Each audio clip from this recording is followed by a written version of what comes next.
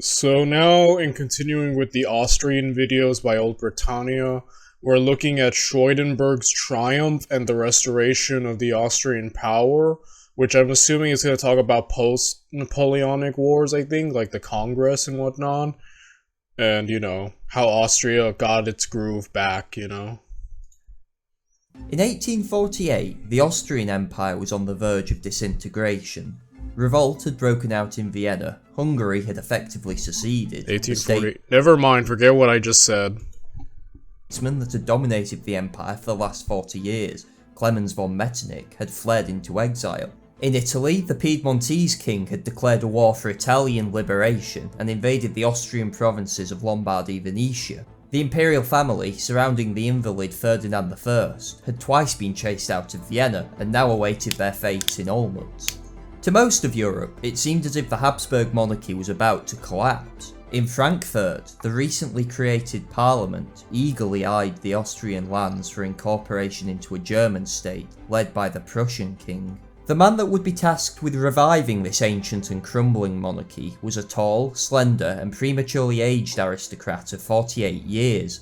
Having spent most of his life as a debauched Regency-era dandy in England, there was little to suggest that the new minister-president would be any more successful than his 6 predecessors that year. Yet Prince Felix Schwarzenberg would, in a matter of months, restore the Austrian Empire to a status not known since Leopold II. Manage money as a First move was to secure the throne itself. The current Austrian emperor was the well-meaning but disabled Ferdinand I, of little use to anyone as monarch. More pressingly, as a crowned king of Hungary, Ferdinand had taken solemn coronation oaths to defend the special privileges of that kingdom, and in 1848 had signed the April Laws, effectively creating it an independent country, in all but name. Whilst the monarch who had made such promises wore the crown, Schwarzenberg was severely restricted in what force he could use to crush the rebellions. So, on the second... I love how most of Austria's history that we've seen in these videos is just they're on the brink of collapse, but they somehow don't at the very last minute. It is, I don't know. I like that. I find that very interesting. December 1848, Ferdinand was persuaded to abdicate in favour of his 18-year-old nephew, Franz Joseph. He had been trained to rule from birth by his mother Archduchess Sophie. He was proficient in Hungarian, Italian, Czech, Polish, Latin, French and ancient Greek, already had ample military experience and a propensity for hard work. With a young and dutiful monarch now on the throne who had sworn no oaths, Schwarzenberg could now turn his attention to governing. He had 3 main tasks upon taking office in 1848. The first was to establish Franz Joseph's authority in what remained of his empire, the second, to regain what had been lost, namely Hungary and the Italian provinces, and finally to re-establish Austrian supremacy in Germany, thwarting the rival ambitions of Prussia. Schwarzenberg started with the remaining empire. He set about constructing a strong cabinet around him, caring nothing for nobility or birth status. Despite being from one of Austria's most illustrious families, Schwarzenberg despised his own class for having brought the empire to disaster. His new Austria would be unrecognisable from Metternich's. Old traditions and constitutional settlements were swept aside. In place for the first time was a single centralised government in Vienna, with no internal barriers on trade, whose bureaucrats' reach was to extend to every corner of Franz Joseph's realm. Even Joseph II could hardly have envisaged something so radical. Schwarzenberg's ultimate aim was for an efficient absolute monarchy, but a constitution had been promised by Emperor Ferdinand in 1848, and thus one had to be promulgated, if only to quieten liberal discontent in the short term. A constituent assembly, recently removed to Kremsmir, had been appointed for such a task before Schwarzenberg had taken office. Here, representatives from throughout the empire attempted to work out a liberal constitution. They were eventually able to thrash one out, but it had serious flaws. For example, Article 1 declared all political rights emanate from the people. No Habsburg monarch could have accepted such a statement. The assembly planned to vote through the constitution nonetheless on the 15th of March 1849. On the 7th, Schwarzenberg sent in the troops and dissolved it, arresting various deputies. The fact this was done in Franz Joseph's name was to add a black mark to the new monarch's record. Earlier politicians like Metternich would never have exposed their sovereign's prestige in this way. Nothing could have better contrasted Metternich's conservatism with Schwarzenberg's ruthlessness. With the farce in Krezmir dissolved, he promulgated his own constitution, largely drawn up by Minister of the Interior Count Stadion. This formalised his centralisation efforts, turning the empire into one vast customs union. It set up 2 elected chambers as a parliament, though the constitution also gave the emperor absolute legislative power through provisional decrees, only to be ratified when parliament was convened, which would of course be at some arbitrary date far in the future. De jure, Schwarzenberg had his centralised state; de facto, he had his absolute monarchy. In November 1848, General Windisch-Gratz had retaken Vienna for the dynasty. With the capital secure, the Austrian fightback could begin. In Italy, an uneasy armistice had held since the 83-year-old General Radetzky defeated the Piedmontese at Custoza in July 1848. By 1849, the Piedmontese king Charles Albert was watching with increasing dismay as protracted mediation efforts from the British and French did little more than buy Austria time to prepare for the next stage of the war. On the 12th, he restarted the conflict. On the 22nd, Radetzky met the Piedmontese army at the Battle of Novara and defeated it. Charles Albert abdicated. In August, Piedmont offered peace, and Lombardy-Venetia was fully returned to Austrian control. The victory in Italy was undoubtedly decisive and reclaimed the richest provinces of the empire for the Habsburgs, but the wisdom of waging such a campaign is somewhat questionable. The Italians were the only people in the empire that could never be fully reconciled to any form of Habsburg rule. Coming to some sort of accommodation with Charles Albert would have allowed Austria to free up the men needed to crush the Hungarian Revolution without outside interference, and the diplomatic complications that came with it. For now though, the question was settled. Schwarzenberg's other pressing task was to deal with the situation in Hungary. Having revoked the April laws, the kingdom had now fully broken with the Habsburgs, deposing them on the 14th of April 1849. Windisch-Gratz had seized Budapest in January 1849, but in April he had been forced back by Hungarian troops. For this failure, the man who had largely saved Franz Joseph's throne was ignominiously sacked. For Schwarzenberg, however, it could hardly have been planned better. Windisch-Gratz was one of the last. Okay, so I have a lot to say about Schwarzenberg. Yeah, I'm not gonna get that right, guys, so, you know. The point is, first of all, pragmatic. Super pragmatic. Like, I'm kind of like, he's doing so much. This video is almost done, like, holy crap, but like, pragmatic, intelligent, ruthless. He doesn't give a crap about class or, like, you know, tradition, like, kind of like Metternich, you know, and just, like, but effective. He's, I don't know, I feel like what he accomplishes and watching him work, it's like, you know, definitely. Like I said, I didn't know about this guy. I don't know anything about this man. I can't even pretend I knew he existed before this video.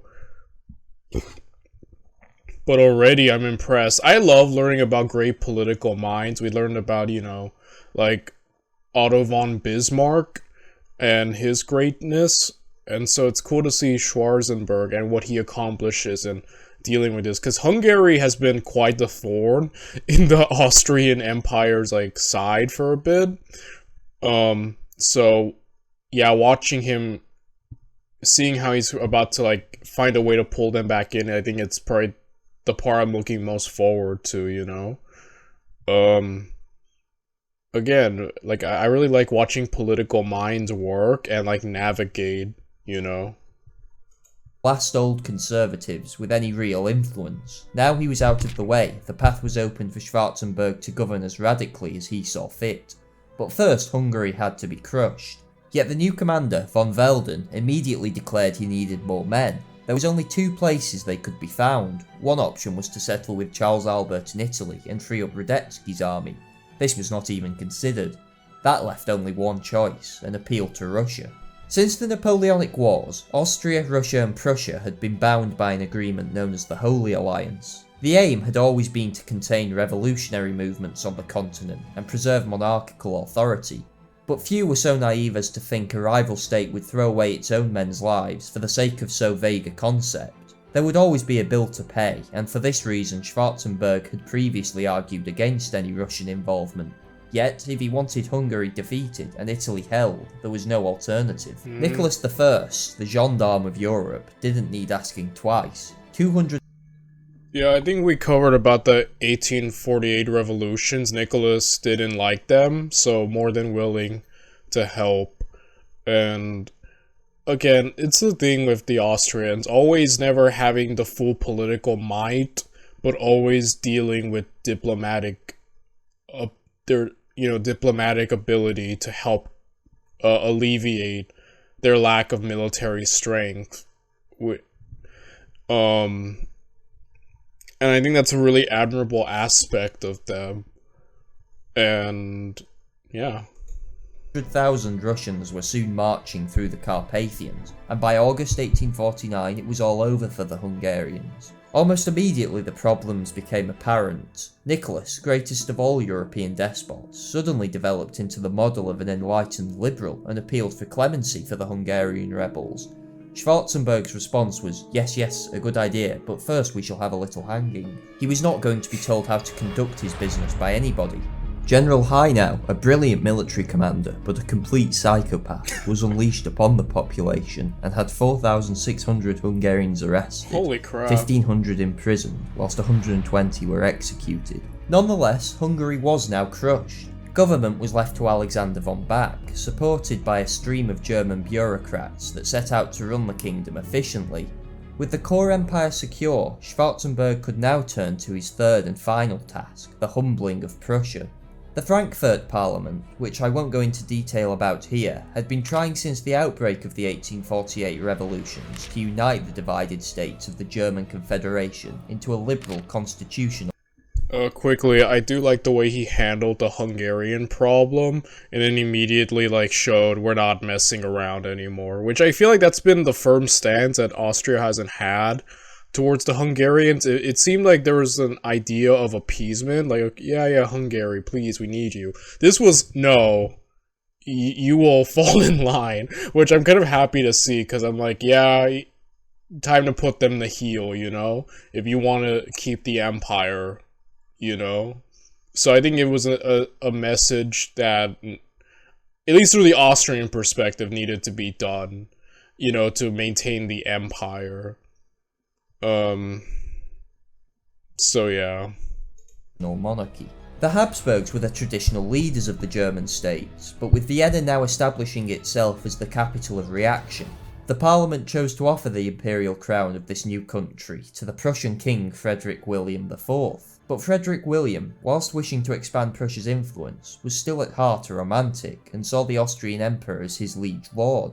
He thus rejected an imperial crown given to him by election rather than divine right. But Frederick William nonetheless did still hope for some kind of Prussian-led union. This came to fruition in the League of Three Kings with Saxony and Hanover, followed by the Erfurt Union in 1850. The general premise was for a so-called inner union under Prussian leadership within the German Confederation. Schwarzenberg was outraged and claimed it was illegal under the terms of the Confederation. His real problem was, of course, that it extended Prussia's influence at Austria's expense. Thus, with the backing of Russia, he pressured the four other German kingdoms, Hanover, Saxony, Bavaria and Württemberg, to abandon the scheme and instead join Austria's proposal, which was to completely re-establish the German Confederation, as it had been before 1848, naturally under Habsburg leadership. By September 1849, he had succeeded in recreating the Confederal Assembly in Frankfurt. He was now ready for a final showdown with Prussia. Schwarzenberg chose to make his stand on the issue of confederal armed intervention on behalf of the reactionary elector of Hessen-Kassel, having trouble with subjects injured in their constitutional rights. Schwarzenberg, with all the German states that mattered and Russia on his side, demanded Prussian troops evacuate the north of Hessen. In doing so, he effectively trapped Prussia between an ignominious climb down and recognising the German Confederation as a reality once more, or a war she was in no position to fight. In the punctuation of all... Completely strong-armed him. Again, the use of diplomacy is such a great aspect. Managing to have a powerful friend in Russia, and through the use of the German, kingdoms, amazing, man. It's just hitting me lightning fast. I'm like, holy crap, like, you know? This guy's a genius. But on the 29th of November 1850, Prussia chose to back down and subsequently agreed to the re-establishment of the German Confederation, effectively unchanged from before 1848. It was an almost dizzying triumph that restored Austrian prestige completely. Those that had pitied the state of the Habsburg monarchy now feared it.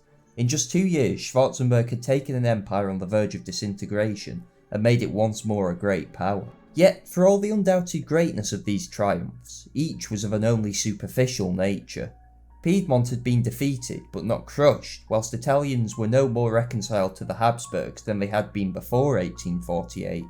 The Hungarian question, whilst for now solved at the end of a bayonet, only needed an opportunity to rear its head once more. Prussia, though humiliated, had not been permanently neutered, as Schwarzenberg himself well knew. War would perhaps have been better, he said after Olmütz, and would have bought peace lasting 50 years. Despite these problems, his skill as a statesman is not in doubt. Had he survived another 20 years, it is hard to see that Austria would have met the same fate that befell her in reality. Yet in 1852, Schwarzenberg died suddenly from a stroke. Within just 14 years of... Yeah, it's unfortunate, because there are, like, people in Austrian history, like Leopold and, you know, Schwarzenberg, I can't freaking say his name, but, who probably could have done so much more if they had lived longer. As we know, things only go downhill once again for Austria, but man, was this an amazing achievement. Again, the Austrians have a certain perseverance to keep coming back from near death that I haven't seen since Rome. And I mean that in the most complimentary term. They don't die easy, man. They do not die easy, these Habsburgs.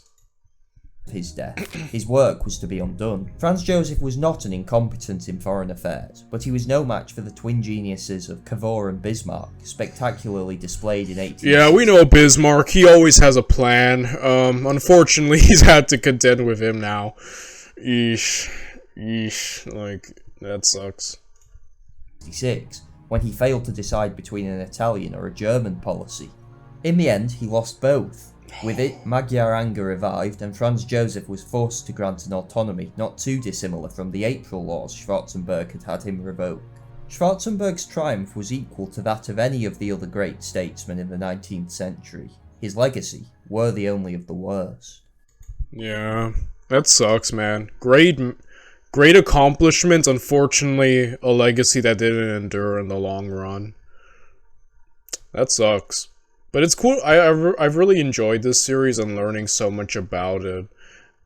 And overall, yeah, I have to say, like I said, I've really enjoyed learning about Austria through Old Britannia, and I can't wait to cover some more in the future. So until then, bye everyone.